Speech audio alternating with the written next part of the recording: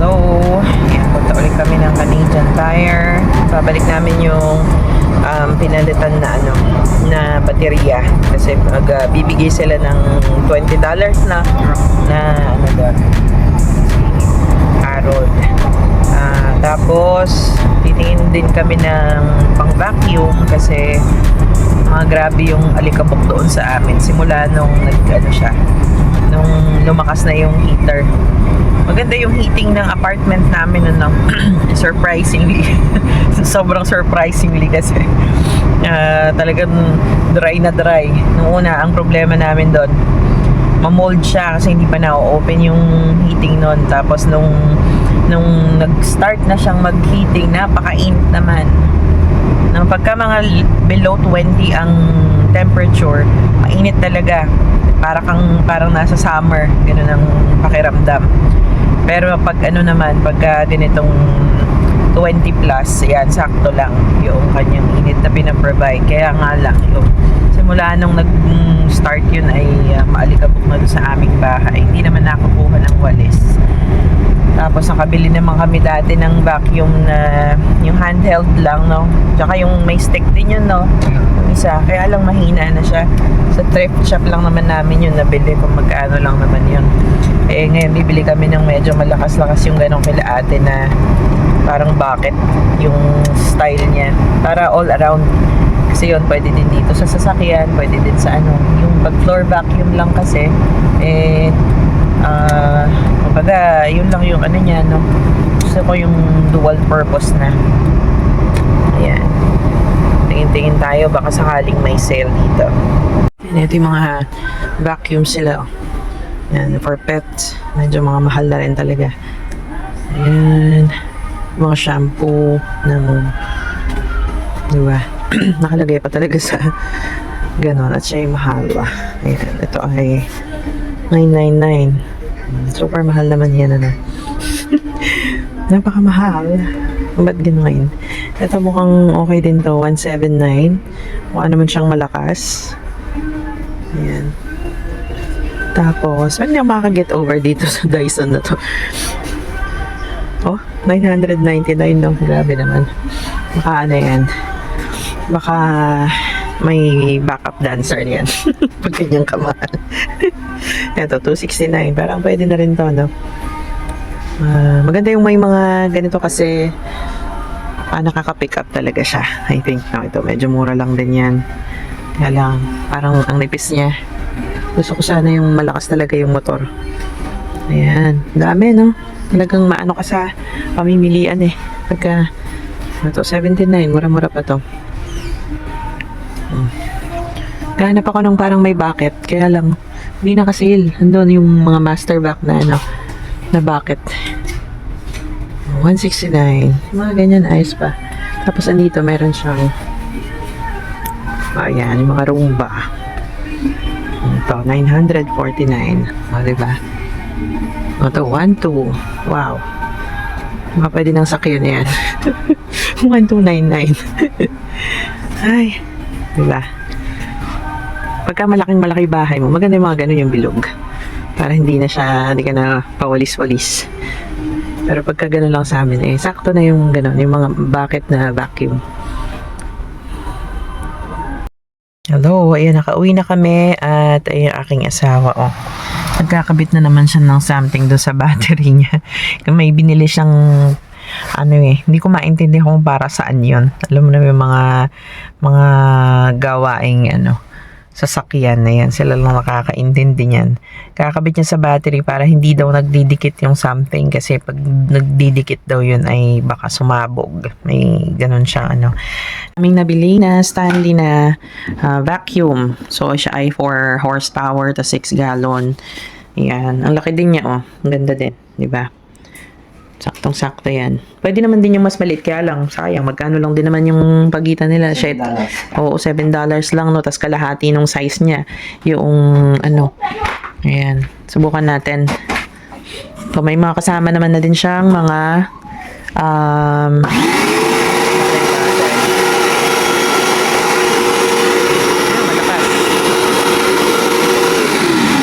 malakas naman siya, no? Ayos. Ayos na ayos yan.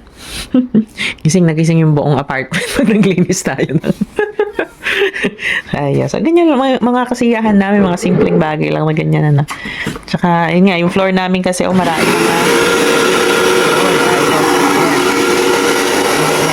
tingnan nyo naman kung gaano ka lala yung ang pangalan niya, yung dust. Saktong-sakto yan. Nakalinis lang tong electric fan na to mga siguro last week nilinisan niya, tapos ngayon na naman mga simple happiness lang namin, mga ganyan, di ba? Kasi kababaw ng aming kaligayahan. Ganyan. Ayan ang aming vacuum. And then $69 naman siya. So, ayos na rin yan kahit di siya naka-sale, no? Okay lang yung ganyan. Kesa naman yung grabe yung mga 1, 2, ganyan, 1,000, grabe, no? 40,000 plus na yan sa Pilipinas. Diba? O, parang may kasama kaya yun na 5 years na madadagdag sa buhay mo. Ganun. Sa mahal nung ayan, minsan kasi may ionizer, may mga ganyan, meron siyang, may mga kung anong pakulo yung mga produkto na yan, no, para, syempre, para mabili. Tsaka parang na yan, mga vacuum ng status vacuum, ganyan. Syempre, sa mga nagsisimula, kailangan lang natin ng mga basic, no, siguro hindi rin ako aabot sa buhay ko na bibili ko ng mga ganong kamamahal na gamit. Maganda siguro yan, unless siguro manalo ka sa loto dito. Nakakainggit talaga yung mga nananalo sa loto, no, kasi hindi naman nakakainggit para hindi mo makita yung mga blessings sa'yo. Pero, ang sarap lang ding makita nung sarili mo na ganun, no? Lahat naman siguro tayo ay nangarap na manalo sa loto, ganyan. Pero, alam mo yon, masaya din na may makikita mo na may mga tao talagang magbabago yung buhay, 'di ba? Pero ito, sabi ko nga, this is more than okay for us. Tsaka yung kaya lang minsan, no, yung mga Filipino na yung nakikita ba nila yung mga kapwa nila Pilipino na mga umaalis, halimbawa pumupunta ng ibang bansa or dito sa Canada, tapos sabihin nila, halimbawa yung iba hindi naman nakakapagpatayo ng bahay kasi talagang pag pumunta ka dito, napakaraming gastusin, sasakyan, tapos apartment mo, habang nag-iipon ka ng pangbahay mo sa apartment ka muna, kung hindi ka makakakuha ng apartment na mura, may hirapan kang mag-ipon para sa bahay mo, lalo na kung ano kuha mong sasakyan ay mahal din ang monthly niya, yung ganyan, no? Tas, syempre, yung iba, hindi ganun kapalad na nakakahanap ng pagkakataon para mag-upgrade ng skills, makapag-aral, makapagtapos, maging titulado dito para magkaroon ng mas mataas na sahod. Mahirap talaga. Mahirap din na yumaman. I think naman ang mga taong pumupunta dito, gaya kami na lang, no? Di talaga kami pumunta rito para magpayaman. Alam mo yon, yung pumunta tayo ng Canada para balang araw yumaman tayo. Yung ganyan, hindi naman ganun kadalasan ng mga pumupunta dito, I think, lalo na yung may pamilya na may anak na, is para na lang din sa mga bata. Kaya yung mga ibang Filipino na wag niyong masyadong hinahanapan ba yung mga kakilala nyo na nagpupunta ng ibang bansa, tapos sabihin nyo, tagal na sa ibang bansa, tapos hindi pa naman nakakapagpatayo ng bahay, wala namang ari-arian dito, ganun. Syempre dito na nga tumira yun so andito na rin yung mga nila, mga property o mga gamit, ganyan, na mga napupundar. Ayun nga, so karamihan dito na din talaga nag-i-invest, no, sa lalo na kung long term naman yung nakikita din nila na magiging buhay dito, yung mga na-PPR at mga nagiging citizen, ganyan. So ayun, so huwag tayo maging masyadong judgmental. Ang gusto lang namin ay stability. Ngayon, no, na hindi namin yan nakita o nakuha sa Pilipinas, yung stability na yan, kasi unang-una si Harold nga yung nagbabarko kasi itong husband ko before. Tapos may time na nahirapan na siyang makasampa ng barko due to medical conditions. Tapos yun din, kailangan na din sana, syempre pangarap ng bawat pamilya, bawat magulang na itataguyod mo yung pamilya mo na magkakasama kayo. So gusto na rin namin talaga na maging magkakasama kami as much as possible. So dito nakukuha niya yung ganon, and hindi yun matatawaran ng pera, tas ganun din ako din naman nun, kahit nagtatrabaho ko sa DepEd, meron akong mga kasamahan na magkakasakit, tapos ala namang di katulad dito na may AI, di ba? Pwede ko mag-apply ng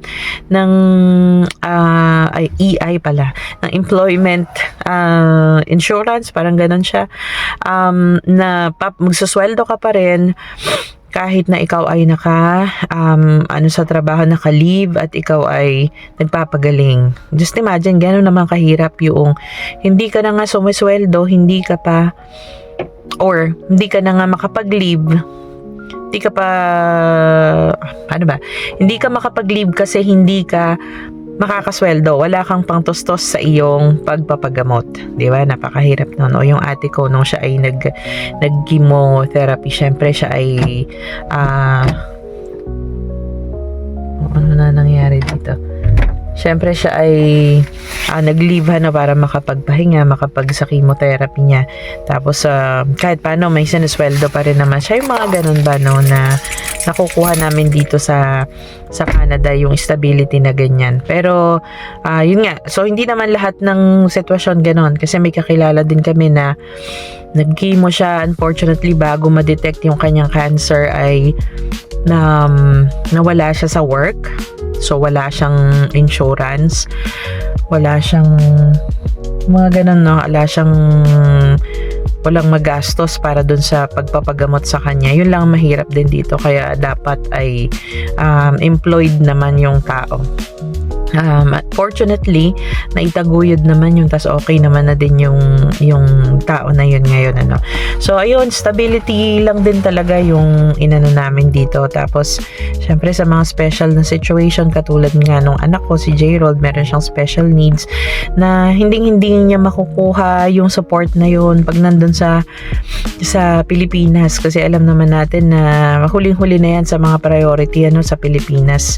Priority kasi dyan yung bulsa muna ng mga di ba? Totoo naman yun Totoo yun, kasi yung share ko lang yung sa Department of Agriculture din dyan marami din silang mga gawain na may mga pamigay sila, kunwari ganyan, pero doon sa pipirmahan mo, ang worth ng, like for example na lang ang worth ng ibinigay sa'yo ay dalawang sakong pataba, pero pagdating sa iyo, kinilo-kilo lang na pataba. Mga ganon, nakakalungkot.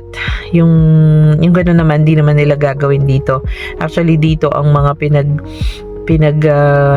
hindi nila pinagkakasunduan talaga is mga policy na kung ano ba talaga ang mas dapat or mas effective para ika-uplift ng buhay ng mga tao dito. So ganun sana ang pinoproblema ng mga politiko.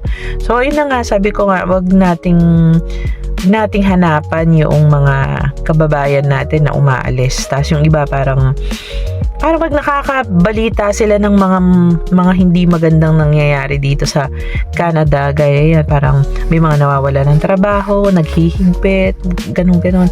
Para bang natutuwa pa sila na wrong choice yung kanilang ginawa, na sila'y pumunta pa ng Canada, tapos ang napuntahan nila or ang nadatnan nila ay ganung estado ng Canada. So yun, may mga ganung individual, hindi natin maiaalis yun, pero yun nga, it's for them to carry, alam mo yun, nasa kanila yun, kumbaga alam nila sa sarili nila din yun, na hindi lang nila mapigilan siguro na magbunyi sa plight ng ibang kababayan nila or ibang tao, no?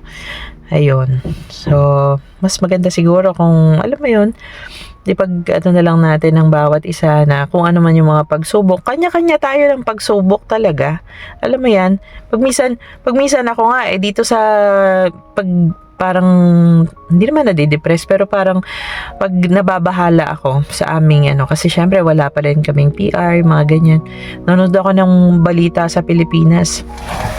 Tapos naisip ko, worth it ba na nandito? Siyempre may mga ganyan kang maiisip. No? Pero pag nanood ka ng mga balita sa Pilipinas, dun mo maano kung gaano pa rin kainam dito sa Canada. Although, sabi ko nga, sa Pilipinas, masarap pa rin sanang mamuhay dyan. Lalo na kung maganda yung pagpapatakbo sa gobyerno. No? Yung kagabi, yung pinanood ko na isang pirasong kamatis ay 20 pesos. Mas mahal pa yung kamatis nyo dyan sa kamatis namin dito, di ba? Tropical country yan, hindi dapat inaabot ng Pilipinas yung ganyan. Tapos, pagka nag-overproduce naman ang kamatis dyan, ala namang ginawa, kundi pagtatapon lang din ang mga produce. Hindi lang kamatis, no? May mga napapanood ako na documentary, mga gulay sa Baguio, tinatapon lang doon sa mga bangin-bangin, di ba? Yung repolyo, may mga time na ganyan. Tapos, alam mo yun, kumaga, inaabot ng Pilipinas yung ganong klase ng waste. Tapos, ng pahirap doon sa mga consumer dahil lang sa poor management. Kasi, pwede namang magkaroon ng mga food processing facility para maiwasan yan. Yan ang kainaman dito din sa mga western countries. Kasi nga, alam nila na pagdating ng winter ay magkakaroon ng ganyan. So, yung mga food processing talaga is part ng daily life dito actually. Not daily life, ng normal na buhay. No, yung yung kaning, yan, lahat halos dito kinakan nila, pati green beans, kung ano. So, wala talagang waste. Lahat ng mga yung mga nakukuha or naaani sa garden during summertime ay napoproseso yun at nailalagay doon sa naiimbak, no? Para pagdating ng winter ay lesser yung or makukonsumo yun at less sa budget ng yung ng grocery. Yun lang, kanya-kanyang talaga. Tapos sabi ko nga, kung asan man tayo ngayon, nasa Pilipinas ka man o nasa Canada, talagang may challenge ang buhay. Kaya yung iba, huwag kayong naghahanap ng kung ano doon sa mga nasa ibang bansa. Kasi sabi ko nga, stability ang ipinunta dito at hindi yung pagpapayaman, no? So, yan. I hope everybody's doing great. Ayan, konting video lang tayo for this day. And God bless us always. And let's keep on praying and let's keep on being grateful every day sa ating buhay. Bye.